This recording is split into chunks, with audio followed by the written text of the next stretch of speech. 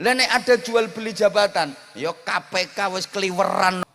Ulama anal ajilla wa masyayikhana al a'izza, para alim ulama, para pengasuh pondok-pondok pesantren, bapak-bapak kiai, ibu-ibu nyai, para sesepuh dan bini sepuh yang dimuliakan, yang kita ta'zimi, yang selalu kita mohon restu dan kita mohon doanya. Sahadat zu'ama, pejabat pemerintah dalam semua tingkatan bersama jajarannya hadir membersamai kita, Ketua Bakes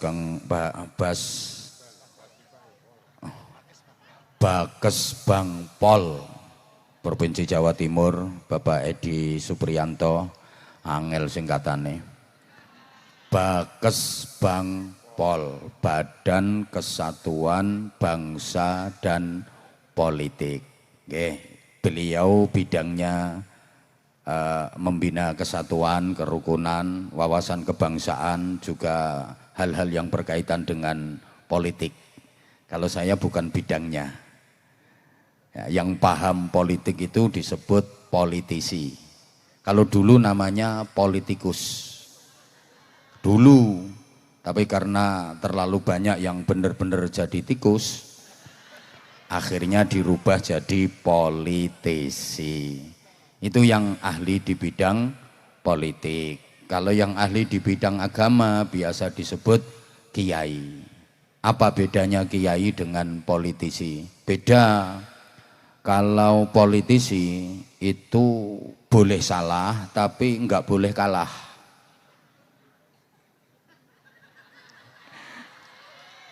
Kalau kiai boleh kalah tapi enggak boleh salah. Tuh. Salah dikit remuk, itu kalau kiai. Jadi politisi itu boleh salah tapi enggak boleh kalah, harus menang meskipun curang dan menghabiskan banyak uang.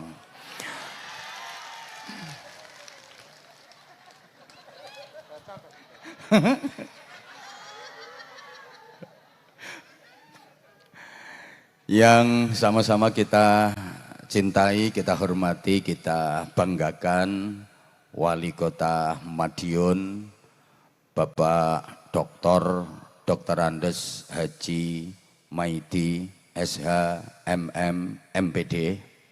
Saya hafal karena pernah membaca dari mapnya. Pokoknya yang saya sudah pernah terima mapnya itu saya langsung hafal.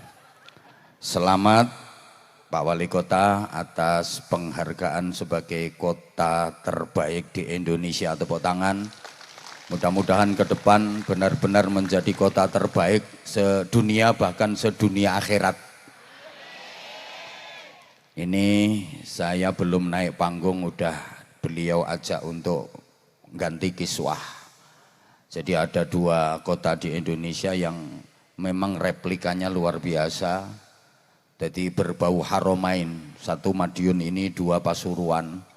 Nih keren, saya pengen nyontoh ini. Saya pengen nyontoh, nanti di pesantren saya akan ada seperti ini.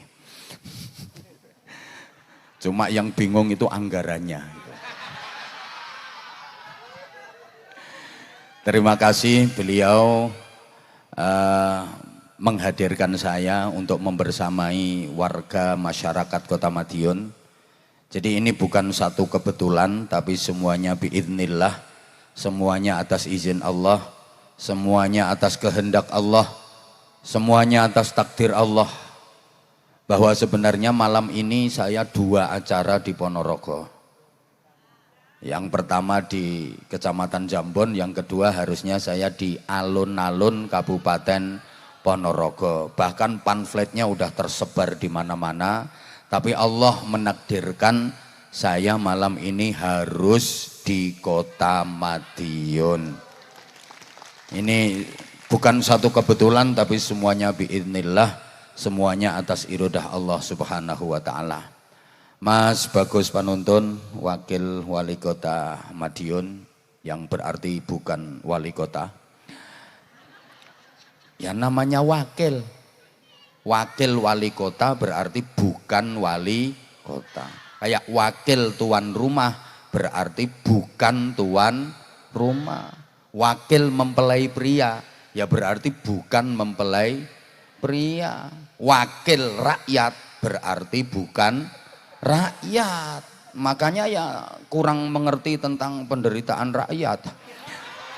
Ya kurang peka dengan kondisi rakyat karena bukan rakyat. Enggak tepak yo gak tak sampai eno. Nesu yo ben mudun. Yo kan wakil tuan rumah berarti kan bukan tuan rumah. Lah kalau wakil rakyat berarti bukan rakyat. Ya jangan salahkan kalau nggak ngerti kondisi rakyat, wong bukan rakyat. Nah beliau tugasnya kan mewakili. Rakyat pengen rumah bagus diwakili. Rakyat pengen mobil bagus diwakili. Rakyat pengen pelesiran diwakili. Lah rakyat nggak boleh protes, salahnya udah diwakilkan kok mau protes. Masa ada yang marah? Nah, tak tunggu kalau ada yang marah. Maaf ini guyonan, yo nggak oleh nesunan. Forkopimda Kota Madiun yang hadir atau yang mewakili dari Pak Kapolres, Pak Dandim, Pak Danrem, kemudian para kepala OPD, semuanya yang kita hormati, Ketua MUI, Ketua Basnas, Ketua lembaga-lembaga agama dan lembaga-lembaga masyarakat, tanpa mengurangi rasa hormat, tidak bisa saya sebut namanya satu persatu, dan seluruh pejabat serta tokoh masyarakat yang hadir, semuanya yang kita hormati. Hadirin hadirat, bapak-bapak, ibu-ibu, adik-adik, saudara-saudaraku, warga Kota Madiun yang sangat saya sayangi, saya cintai, saya panjang umur, sehat wa'afiyah fi ta'atillah. Mudah-mudahan semuanya dikaruniai Islam yang semakin mantap, iman yang semakin kuat, akhlak yang semakin mulia, takwa yang semakin sempurna, ibadah yang makin istiqomah, dan kehidupan yang makin barokah. Ada satu pelajaran berharga untuk perkembangan Madiun ke depan. Ini dari sisi strategi. Izin ya yang ahli politik, saya nyinggung dikit-dikit. Karena bidang saya di agama, maka saya akan bicara tentang strategi perjuangan dan keberhasilan serta kesuksesan penyebaran Islam di Indonesia dulu. Kita perhatikan tonggak sejarah masuknya Islam ke Indonesia, kemudian penyebarannya, kemudian bisa diterima dengan baik dan meraih keberhasilan yang gemilang sampai hampir 90%, bahkan pernah lebih dari 90% masyarakat Indonesia memeluk agama Islam. Dari yang dulunya masyarakat kita itu dulunya ada yang ateis, nggak kenal Tuhan, ada yang ikut aliran animisme, dinamisme, alah paham pora diomongi model ngene iki.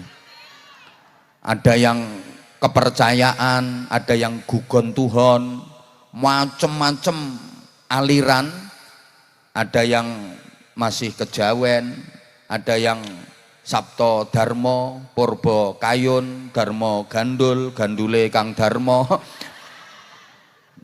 Ada yang masih percaya dengan klenek, bangsane Nyai Basingah. Ya klenek itu yang masih percaya dengan Nyi Roro Kidul, Nyi Roro Lor, Nyi Roro Kulon, Nyi Roro Wetan, Nyi Roro Tengah, Nyi Roro Pojokan, Mak Lampir, Nini Pelet, Grandong, wa ala alihi wa sahbihi ajmain. Kok bisa Malik Grembyang 90% lebih memeluk agama Islam? Ini karena strategi dakwah yang luar biasa. Di antaranya masjid sebagai simbol agama Islam. Yang pertama kali dibangun di hampir setiap kota dan daerah di Indonesia, yang kemudian dinamakan dengan Masjid Agung. itu pasti dibangun di belakang alun-alun. Coba perhatikan, semua kota, daerah-daerah di Indonesia, Masjid Agung itu letaknya ya di belakang alun-alun. Ini strategi. Kenapa di belakang alun-alun? Karena alun-alun itu tempat berkumpulnya komunitas masyarakat dengan berbagai kultur dan status sosial. Semua ngumpul di situ. Macam-macamnya orang yang ngumpulnya di alun-alun. Maka sesungguhnya alun-alun itu aslinya bahasa Arab. Al-laun, al-laun. Al-laun itu artinya werna. Al-laun artinya werna. Jadi al-laun, al-laun artinya werna, werna, macem-macem. Makanya di alun-alun itu isine ya werna-werna, macem-macem. Ana sing apik, ana sing elek, ana sing bener, ana sing ora gendah, ana sing lungguh, ana sing mlaku, ana sing dodolan, semua macem-macem. Komunitas masyarakat dengan berbagai kultur, dengan berbagai status sosial ngumpulnya di al-laun, al-laun. Nah ilate wong Jawa arep ngunekke al-laun, al-laun kesuwen alun-alun. Yo, ilate wong Jawa rak ngoten to. Arep ngomong syahadatain kesuwen sekaten.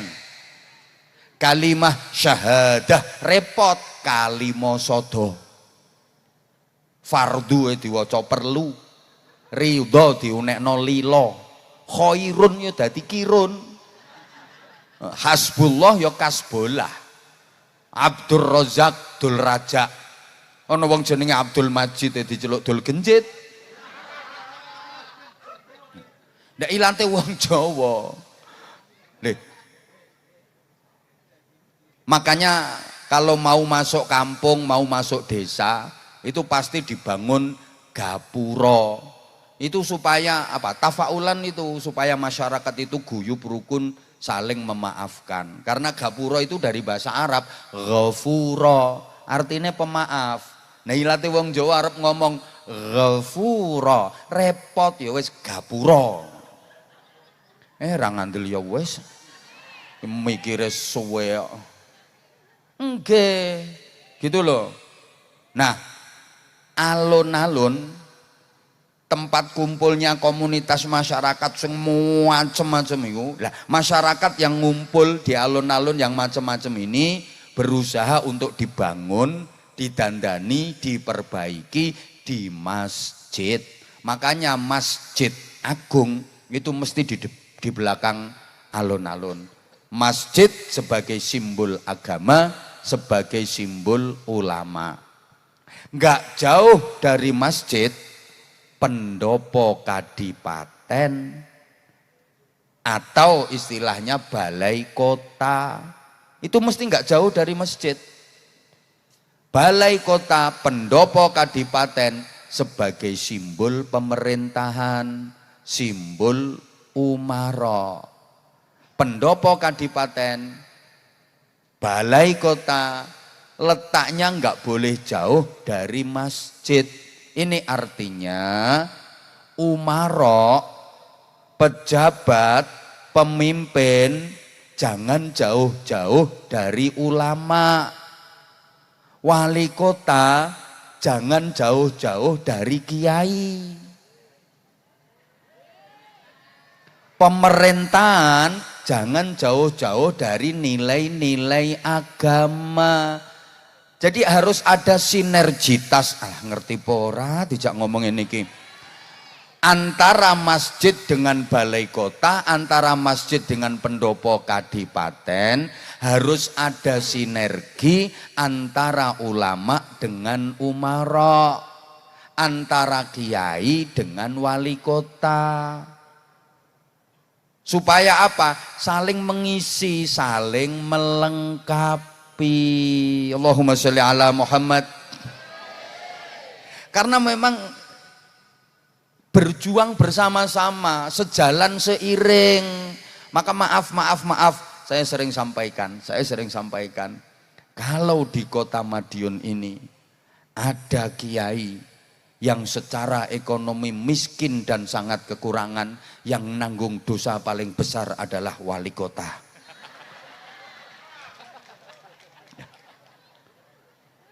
Lah berarti wali kota nggak memperhatikan kesejahteraan kiai. Lah misalnya wali kotanya terus dawuh gini, lah kiainya ora gelem kerja, mulane yo melarat ngono kuwi. Ya mohon maaf Pak Wali Kota. Lah kalau kiai tengan kerja ngurusi donya, sing mulang ngaji masyarakat siapa? Yang membimbing moralitas masyarakat siapa? Lah kalau masyarakat ini nggak dibimbing moralnya, akhlaknya sama ulama, lah nanti warga kota Madiun jahat-jahat semua, nakal-nakal semua. Lah kan malah pemerintahan malah nggak jalan. Yang susah siapa? Ya wali kota. Gitu. Lah penjahatnya tambah banyak karena moralnya nggak dibina. Lah yang membina moral siapa kalau bukan ulama?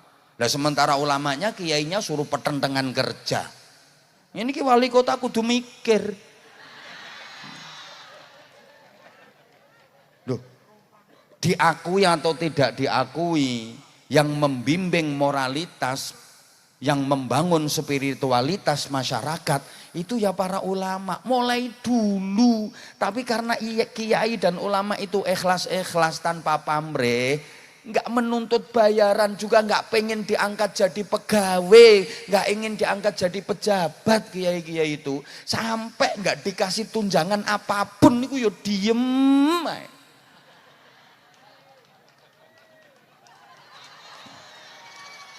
Kepala OPD dapat mobil dinas, camat yo dapat mobil dinas. Coba Mbah Yai itu dapat apa? Padahal jasanya dalam membangun moralitas masyarakat ini luar biasa. Maka saya ulang, kalau ada kiai kok sampai bingung masalah ekonomi kekurangan, yang nanggung dosa paling besar ya wali kotanya. Izin Pak Wali.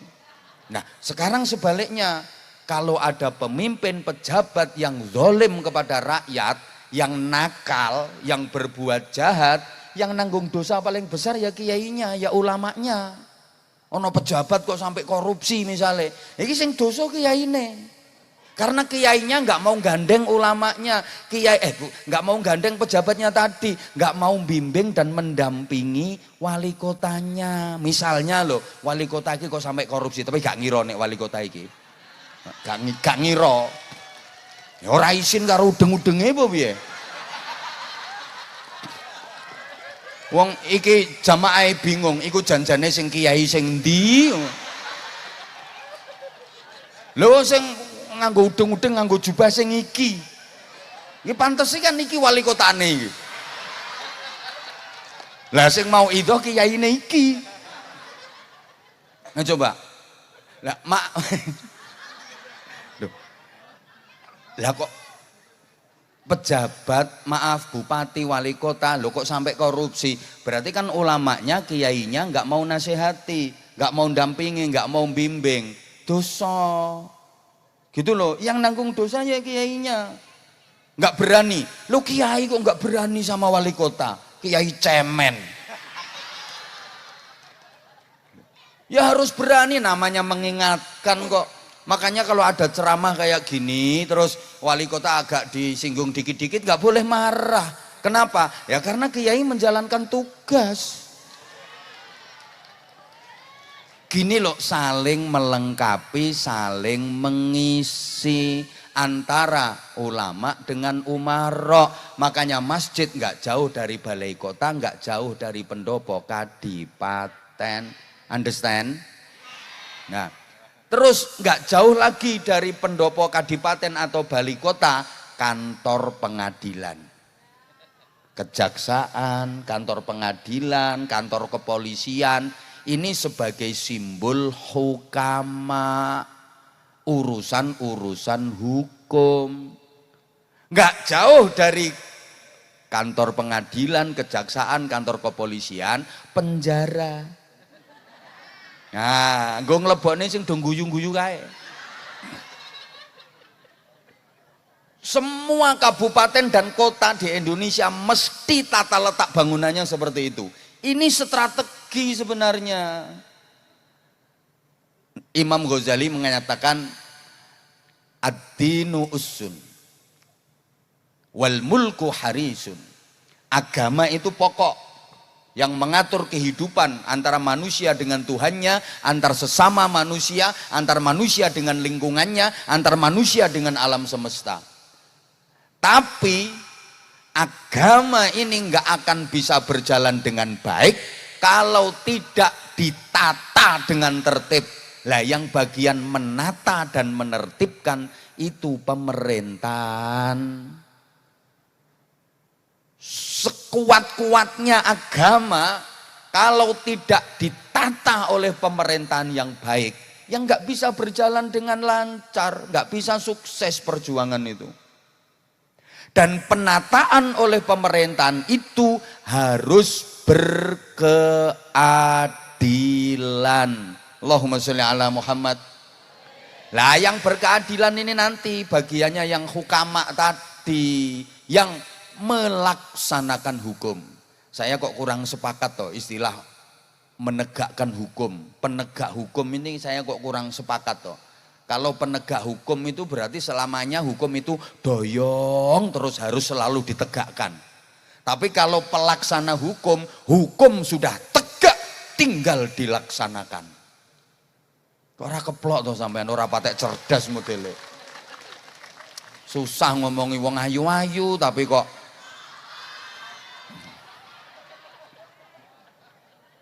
makanya orang Jawa itu punya kata-kata yang luar biasa. Toto, titi, tentrem, kerto, raharjo. Toto ini pemerintahan. Pemerintahan betul-betul toto, tertata dengan baik. Insya Allah Pak Wali Kota ini sudah berikhtiar maksimal untuk menata tata kelola pemerintahan dengan sebaik-baiknya. Dengan prinsip kullu ya'malu ala syakilatih. Jadi penempatan sesuai dengan kemampuan. Ini kemampuannya di bidang apa, ditempatkan di posisi apa. The right man on the right job, the right man on the right place. Aku yo ora ngerti artine kok. Loh, kalau Madiun ini saya perhatikan seperti itu. Udah nggak ada karena ini keluarga terus tak taruh di sini, ini nggak disuka terus dibuang, enggak, tapi betul-betul profesional. Jadi kalau memang bukan bidangnya, yang nggak ditempatkan di situ, ini udah keren. Jual beli jabatan nggak ada, Madiun nggak ada, transparan terbuka. Lah nek ada jual beli jabatan, ya KPK wis kliweran no kene. Sliweran, hati-hati wakil wali kota. Engko pas moro-moro, Bapak nitip ini, Bapak nitip ini, Bapak. Apa nitip-nitip? Profesional enggak, kompeten enggak? Kalau enggak kompeten ya jangan diterima. Meskipun usulan wakil wali kota, enggak kompeten no. Bapak titip saudara saya, enggak kompeten no, SMA gak lulus njaluk dadi kepala dinas. Misalnya, loh ini kan saya mengingatkan tugas saya.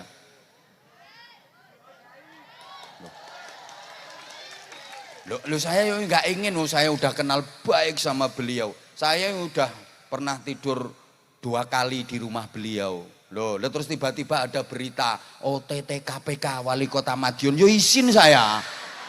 Oh no. Ya, aku wis tau nginep ning omahe bareng ping pindho mangan bareng-bareng. Ojo sampai ngono lho. Ini kan tugasnya kita saling mengingatkan. Nggih, Pak Edi nggih. Wis yo ngono ae lho.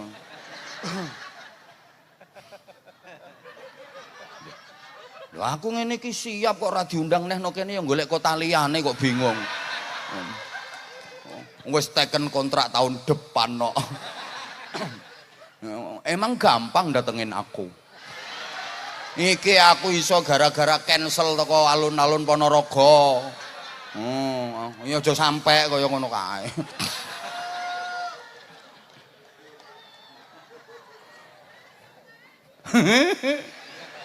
Makanya warga masyarakat itu punya kewajiban mendoakan pemimpin. Loh, sampai tiap khutbah itu dikongkon ndongakno pemimpin, wajib mendoakan. Muga-muga Pak Wali Kota niki selalu ditulungi Gusti Allah, dibimbing Gusti Allah, dalam bimbingan Allah, dalam pertolongan Allah, dalam lindungan Allah, betul-betul amanah dalam menjalankan tugas kepemimpinan. Berat loh jadi pemimpin, berat. Saya suruh jadi wali kota nggak sanggup saya. Pertama, jelas nggak ada yang milih.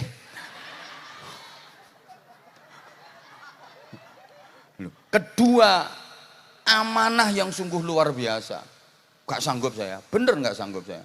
Ono apike sak pirang-pirang nggak kelihatan. Jelek dikit langsung umum sak negara. Wis kula terima ngaten mawon, kula telateni alhamdulillah sampun renes. Loh, tata itu pemerintahan. Pemerintahan tertata dengan baik. Toto, titi dalam menjalankan agama. Titi dalam melaksanakan hukum.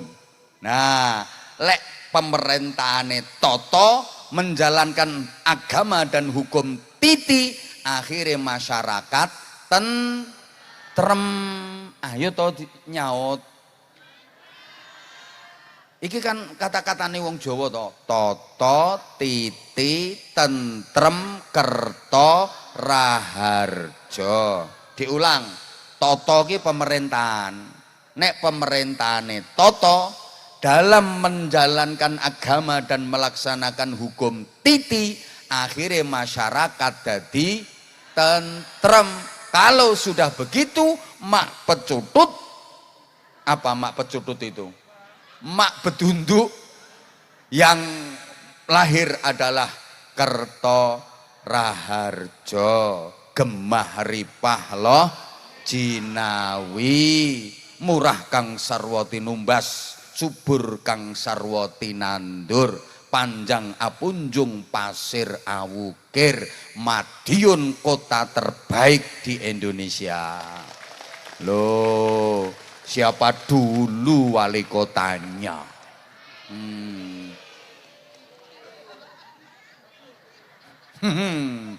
Wakil rasa melok guyu.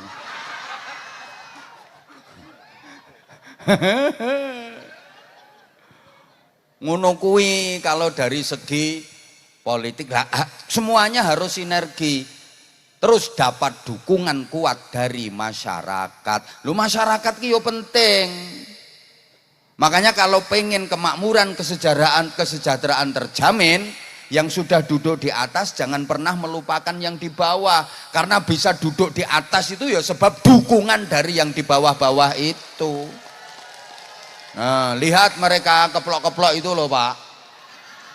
Loh. Lah kayak ini menjadi kota terbaik karena kotanya indah, kotanya rapi, tertib, bersih. Nah, sekarang kotanya bersih. Yang tukang bersih sampah siapa? Wali kota jumputi sampah sendiri. Gak mungkin. Sing jumputi sampah ki yo Sulastri, Sundari, Suminah, yo Jaswadi, Jumadi, Solikin, Murtaji.